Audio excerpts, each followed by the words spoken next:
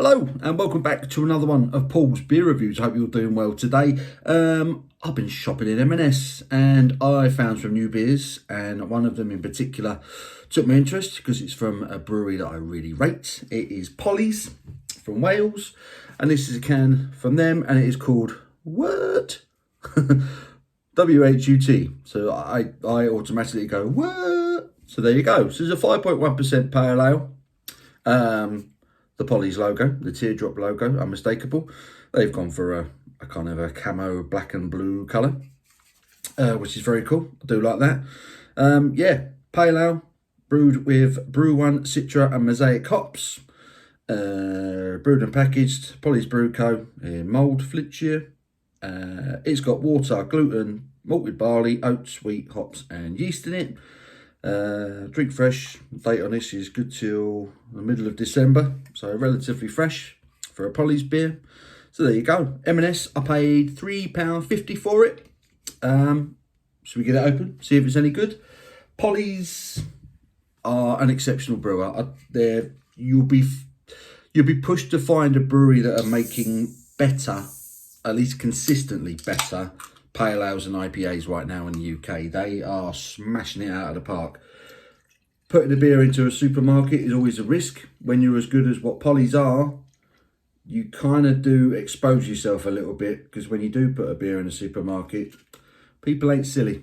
We can tell whether or not you're brewing at your full capacity or not, or your full capabilities. So I'm interested to see if this is a proper Polly's beer, because I've had some Polly's beer on at work lately. They have been terrific. They sell very, very quickly for that reason. But yeah, there it is in the glass. It's certainly pale. It's a pale gold in colour, hazy as you like, hop custard looking beer. The head on that is dissipating pretty quickly, which is surprising.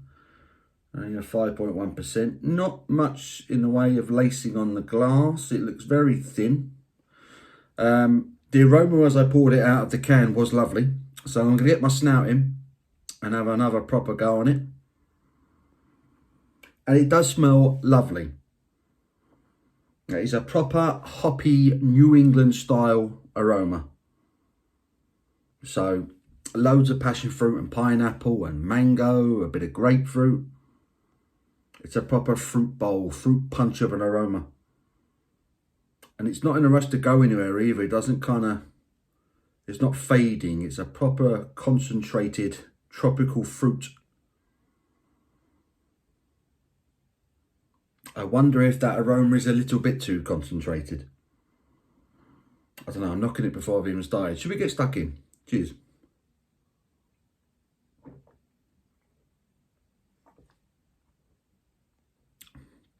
Okay, straight off the bat, it's very thin. It's very, very thin for a Polly's beer. Not a lot in terms of oats. I've gone into this malt bill, certainly.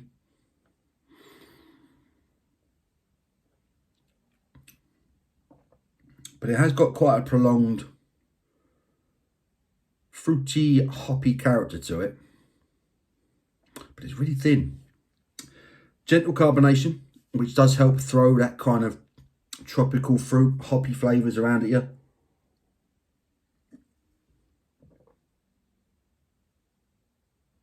But yeah, it's light. And because it's light, you really get that carbonation rush. It's really pronounced. Normally with Polly's beers, they have quite a considerable amount of body. The malt bill is really quite strong with Polly's beers. And the first thing you notice when you drink a Polly's beer is normally that soft, pillowy, almost creamy mouthfeel on your tongue. And then the character and the flavours from the hops come through. With this, the first thing I'm noticing is how thin it is. And then I'm noticing that carbonation rush. Then I'm noticing the hop flavours.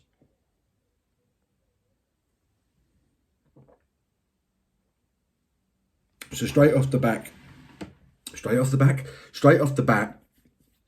I know this is a lesser Polly's beer. But it's rather nice.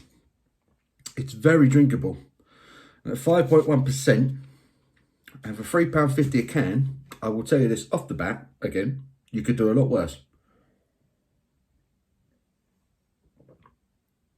It's light, it's hoppy, tropical fruit flavours, very thirst quenching, really refreshing. And there is a subtle but mentionable bitterness at the back end to it, which gives it a bit of balance, gives it a full beer drinking experience.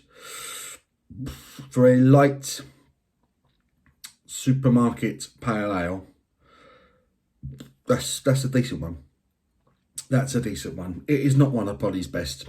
If you're a regular drinker of Polly's beers, you will spot the difference between this and most of the other stuff they do straight away. And like I say, I've had a lot of Polly's kegs on at work lately because they do sell well. And every time Polly's release a new one, I tend to buy them in. And they are lovely. And I said at the beginning of the video, I think you'd be hard pushed to find a better British brewer in terms of quality New England style pales and IPAs right now. I think Polly's are smashing it. That is their speciality. And this for me is a thinner, slightly cheaper version of a Polly's beer. But again, it's gone into a supermarket. They're only charging £3.50 a can. It's obviously going to be a cheaper to produce beer. But it's very drinkable. It's very tasty.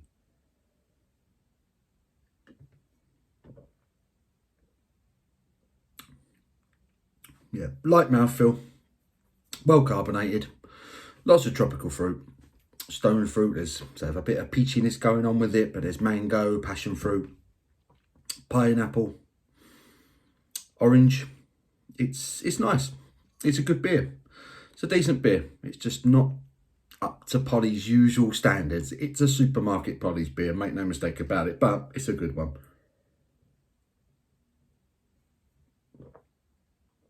I like it. I'll drink that again. Would I buy it again? Possibly.